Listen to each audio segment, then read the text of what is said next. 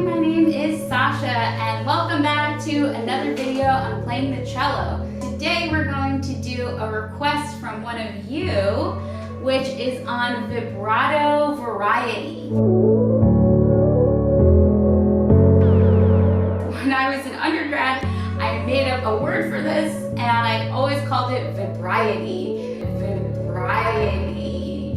And you'll have so many more colors available to you to really make your music unique, make it special, make it impactful. And that's it. So let's get started. Now let's get to it. My metronome is set to 60. I'm gonna turn it on. Now internally, start subdividing to eighth notes. 1, 2, and 3, and 4, and 1, and 2. So now that you have that, set your hand up for vibrato on the D string. We're going to use third finger. Don't forget to breathe. We're going to go back and forth. Listen to me. Ready?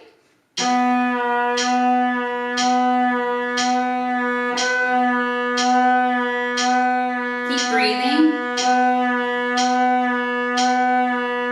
Your thumb is not gripping. You're breathing the whole time, and you're relaxed. Anytime you start to have tension in your body, it's going to come out in your sound. We're going to speed it up a little bit. We're going to go to triplets. Turn this metronome on again. In your head, try to imagine 3 notes going into every beat. So triplets are triplet, triplet, triplet, triplet. And that's how we're going to make our vibrato go.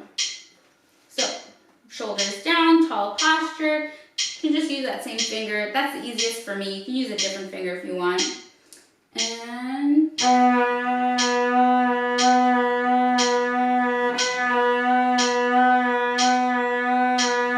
okay, so I would keep going with that, and I would do it triplets, 16th notes, and I just keep dividing it to be faster and faster and really even. And this doesn't mean that all your vibrato is going to be.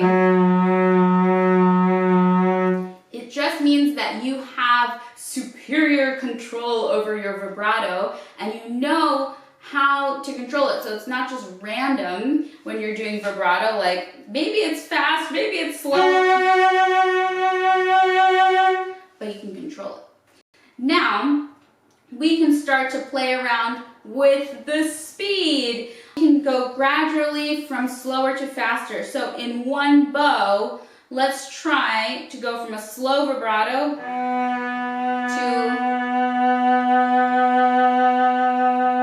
a faster vibrato. We're going to try to do it in 4 beats.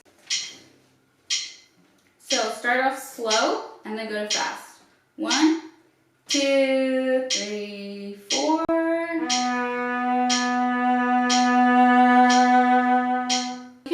Both ways, because you want to be able to do it on an up bow too. So you can start slow here and then go faster. You can have a very narrow vibrato or you can have a very wide vibrato. And I'll show you what I mean by that. This would be a very wide vibrato. I'm going to do it on the A string. Sorry, forgot what I was doing. This is a very wide vibrato.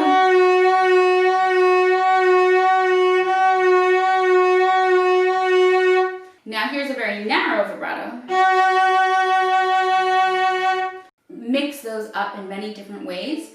And let's just try doing kind of things that we think are opposite. For example, a narrow vibrato that is very slow. So try doing that on your instrument. You might have to think about it. I had to think about it for a second. Narrow, slow. So you don't want to move too much. The finger doesn't move too much in either direction, and it's moving slow. Keep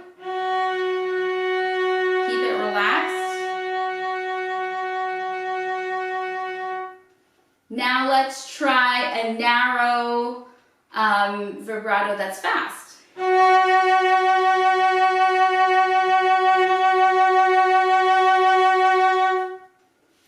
Okay, so experiment with all of those.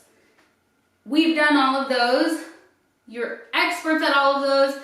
Let's start putting it together. You can practice this in a scale. We're just going to do 1 octave D major scale. No vibrato necessary in the first note. And just experiment with different speeds.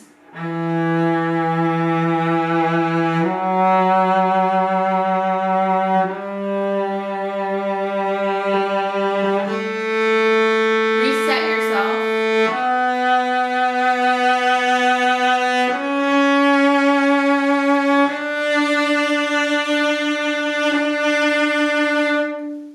Different people have different things that help them. I keep the thumb loose, but if you keep the thumb loose but still on the neck when you're in the lower positions, it tends to give you a bit more of an anchor. Now, where all of this gets a little bit trickier is when you're in thumb position.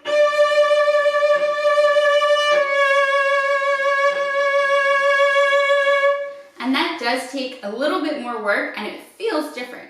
So I recommend getting very comfortable just doing vibrato, not worrying about the speed or the width when you're in the higher positions.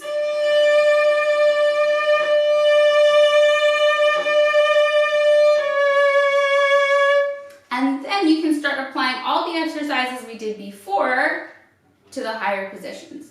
You'll find probably on lower strings, you will want to use a bit of a wider vibrato. It just gets so juicy. You can grow into notes, you can start with a bigger vibrato and come down. As always, your sound does not come from your left hand. It is just extra glimmer, extra shimmer, extra color. All of your sound comes from the right hand. So if you're struggling with a passage and you want it to sound a certain way, focus on the right hand first and then add the shimmer, and you will find you just get this delicious, amazing flavor. And that is probably means it's my lunchtime, but that will make your music so special. So I hope this was helpful to you, and I'll see you in the next one.